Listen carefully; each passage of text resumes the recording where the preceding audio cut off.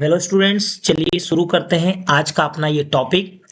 Class 12th West Bengal board semester 4 का ये जो तीसरा पोएम है जिसका नाम है द ग्रीन हाउस इफेक्ट।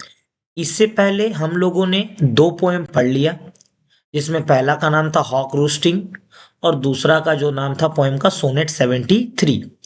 तो चलिए आज हम लोग पढ़ेंगे तीसरा और अपना एकदम last poem the greenhouse effect. ये एक बड़ा पोएम है, तो मैं कोशिश करूंगा कि एक बार में एक ही वीडियो में ना किया जाए। इसको मैं दो पार्ट में कराने का कोशिश करता हूं, जो दोनों पार्ट वाइज आपका अपलोड रहेगा, आप देख सकते हैं एकदम आराम से। तो चलिए बिना किसी देर करते हुए हम लोग शुरू करते हैं। देखिए, इस पोएम का नाम है द ग्रीन हाउस इफेक्ट। जैसा कि हम सब जानते हैं, ग्रीन हाउस यानी कि ग्रीन हाउस का मतलब होता है जो हरित गृह प्रभाव। अगर हिंदी में बोले तो हरित गृह प्रभाव। जैसे हम लोग जानते हैं हमारे पृथ्वी के वायुमंडल में ग्रीन हाउस गैस यानी कि जो ग्लोबल वार्मिंग होता है, ग्लोबल वार्मिंग क्या है कि सूर्य से निकलने वाली जो ताप ऊर्जा है उसे धरती के कुछ कण सोख लेते हैं और वो धरती पर यानी कि पृथ्वी के धरातल पर अपना तापमान को क्या करते हैं, बढ़ा देते हैं, जिसके कारण धरती का तापमान मतलब दिन प्रतिदिन बढ़ता जाता है। और यह हमारे लिए खतरे की घंटी के समान है।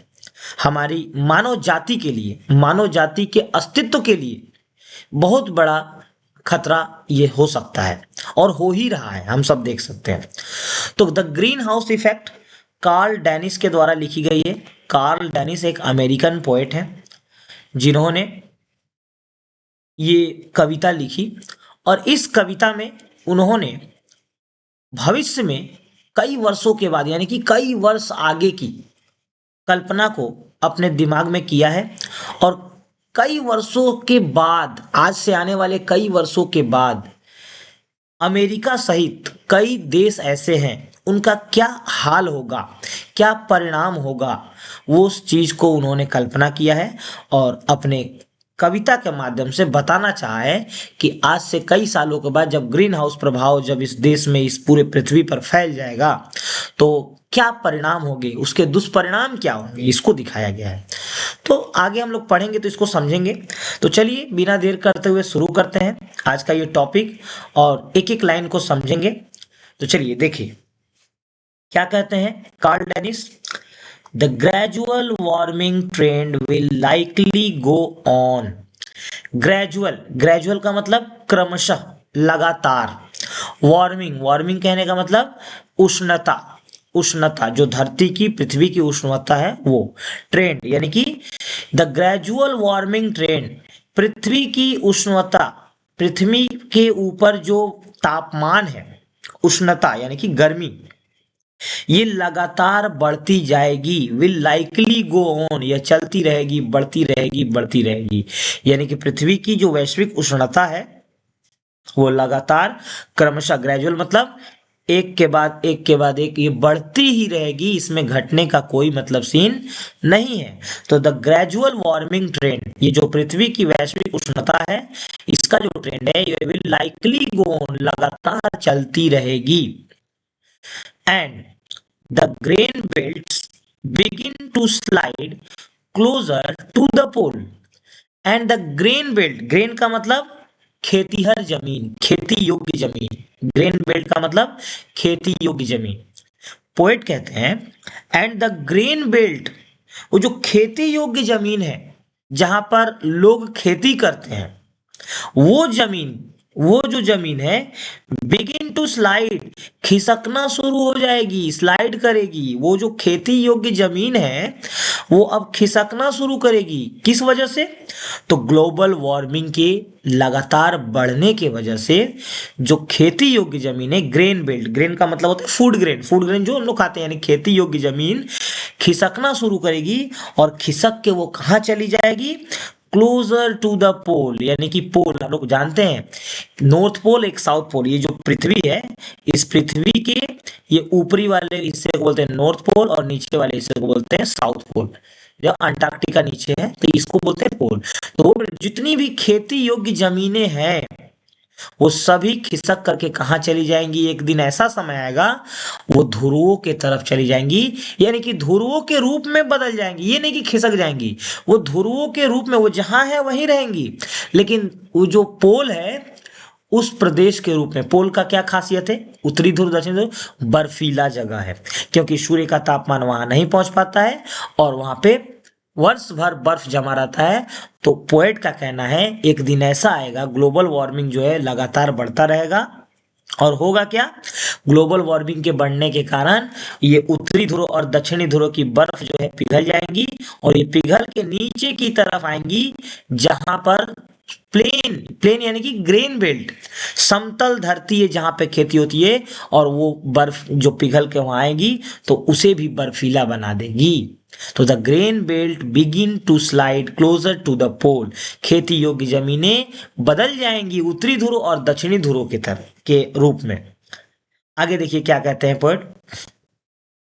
The plain state, plain state यानी कि जिस देश की जमीनें क्या है? समतल है, समतल समतल, जैसे अमेरिका, भारत, कनाडा, चीन, यहाँ की सभी जमीनें जो है समतल है। समतल है यानी कि मैदानी भाग है जहाँ पे मानव जाति निवास करती है। इस पृथ्वी पर मानव जाति सबसे अधिक मैदानी भाग पे निवास करती है। तो यहाँ पे पोएट कहते हैं द प्लेन स्टेट, जितने भी देश हैं जो समतल भूमि वाले, विल अबैंडन, अबैंडन कहने का मतलब परित्यक्त, तो जितने भी प्लेन स्टेट हैं परित्यक्त यानी कि बदल जाएंगे, as a giant dust bowl, यानी कि वो जितने भी देश हैं समतल भूमि वाले, उन देशों का क्या हाल होगा? तो उन देशों का यह हाल होगा कि giant dust ball, abandon as a giant dust ball, वो जो बालू का एक जो बॉल यानी कि बालू के कटोरे के समान, तूफान, तूफान जो बालू के कटोरे के समान उठता है उस तरह से उठेगी, और पूरा का पूरा वो जो प्लेन स्टेट है, जो आज का अमेरिका है, आज का भारत है, आज का जो चाइना है, एक ना एक दिन ऐसी अवस्था होगी कि सभी रेगिस्तान में यानी कि मरुभूमि में, मरुस्थल में बदल जाएंगे। जैसा कि सहारा का मरुस्थल, थार का मरुस्थल है, एक दिन ऐसा होगा कि ये जितने भी प्लेन स्टेट है मैदानी भाग वाले, जितने भी देश में, जितने भी देश हैं, ये सभी रेगिस्तान में बदल जाएंगे, abandon as a giant dust bowl. ठीक है, देखिए अब आगे पढ़ते हैं क्या बोलते हैं। Greenland and Antarctica will join the new great power.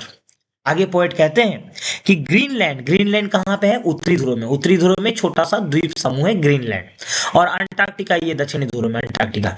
तो पोएट कहते हैं, कल्पना करते हैं और भविष्य को देखते हुए कहते हैं कि एक समय ऐसा आएगा जब ग्रीनलैंड, ग्रीनलैंड ये सब बर्फीली जगह है, ठीक है, अंटार्कटिका बर्फीली जगह है, Greenland and Antarctica will join the new great power.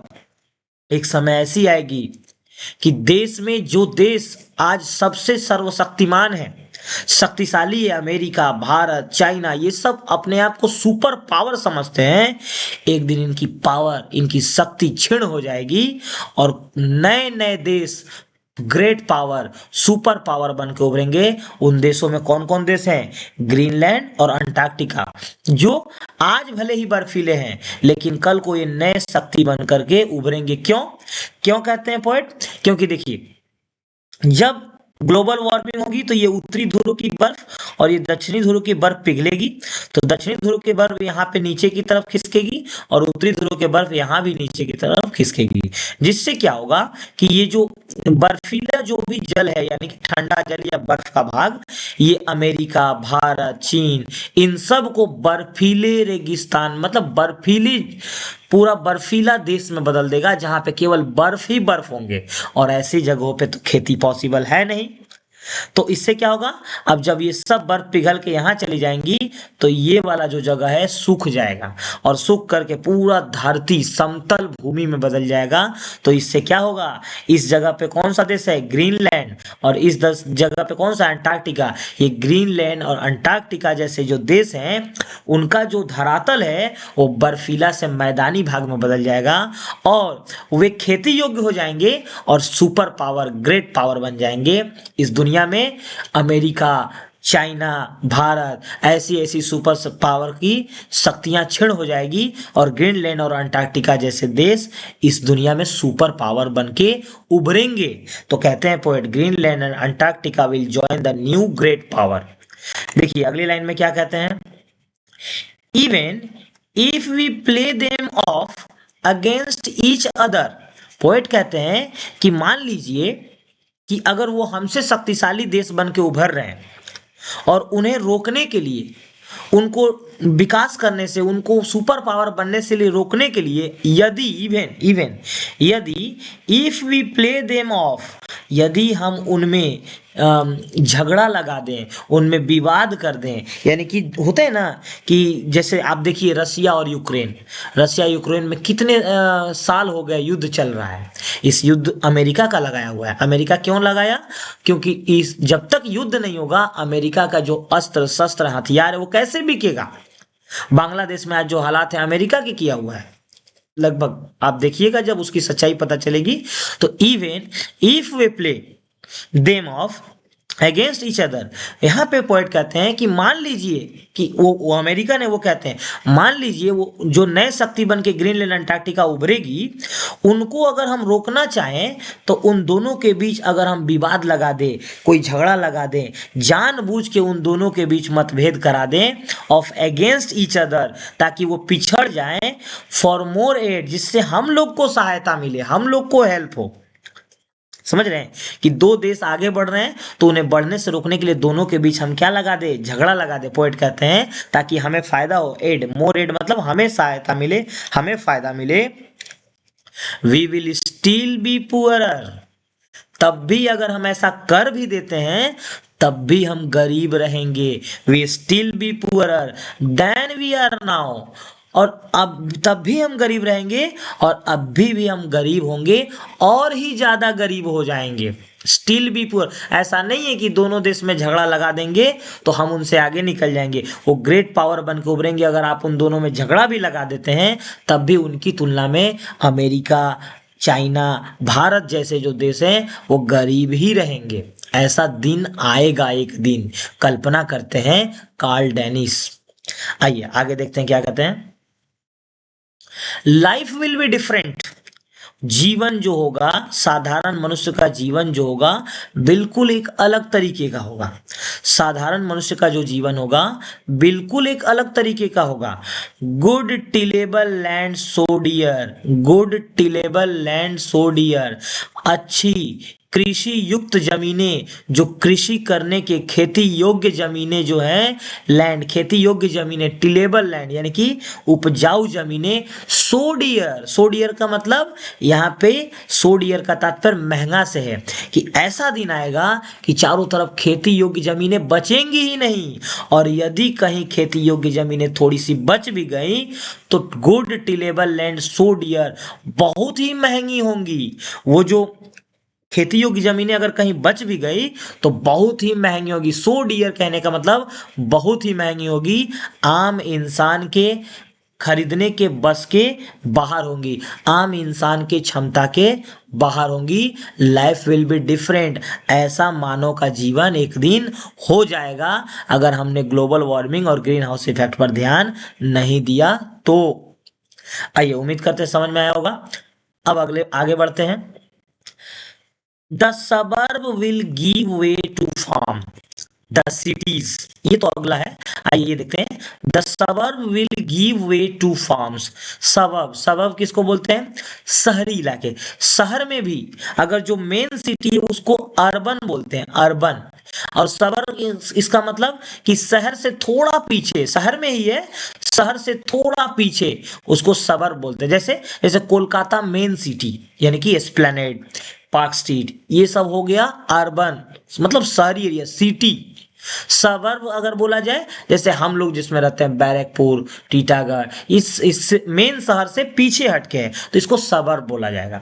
तो the suburb will give way to farm, यानी कि ऐसा दिन आएगा अमेरिका, भारत और चाइना जैसे देशों में, जितने भी, ये तो हम दो तीन नाम ले रहे हैं, ऐसा दिन आएगा ये सब देशों में कि शहरी एरिया, अब बताइए आप, शहर में कभी खेती हो सकता है? शहर में कभी खेती, मतलब शहरी एरिया में, शहर में खेती होता है, ग्रामीण इलाके में तो शहर में खेती होता नहीं, लेकिन बोल रहे ऐसा दिन आएगा कि मानव विवश होकर, लाचार होकर के शहरी एरिया में क्या करेगा, give way to farm. Farm मतलब खेती, शहरी एरिया में खेती करने को वो मजबूर हो जाएगा। ऐसा दिन एक दिन आने वाला है ग्लोबल वार्मिंग के कारण। आइए आगे पॉइंट क्या कहते हैं, the cities fill up again with the people too poor to own car।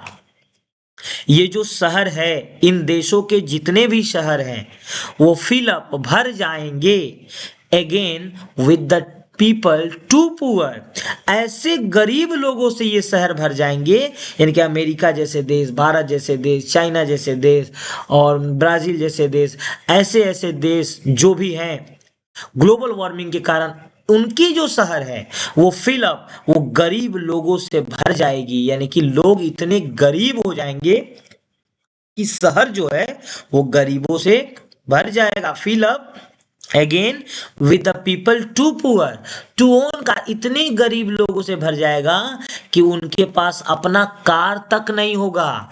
इस वर्ड से कवि ने तंज करने का प्रयास किया है। तंज यानी कि टोंट करने का प्रयास। देखिएगा जो लोग शहर में रहते हैं उनको एक मतलब एक क्या बोलते हैं उसको, खुजली टाइप का रहता है कि उनका पास गाड़ी रहे या फोर व्हीलर रहे या टू व्हीलर बाइक ही रहे। तो यहाँ पर कवि ने एक तंज कसने का प्रयास किया है कि इतने गरीब हो जाएंगे कि उनके पास अपना कार भी नहीं होगा। ऐसे जनरली शहर में लोगों के पास कार होते हैं, लेकिन ग्लोबल वार्मिंग के कारण इतने वो गरीब हो जाएंगे कि वो अपना कार भी नहीं खरीद पाएंगे। आइए आगे बढ़ते हैं और देखते हैं, वॉकिंग टू वर्क।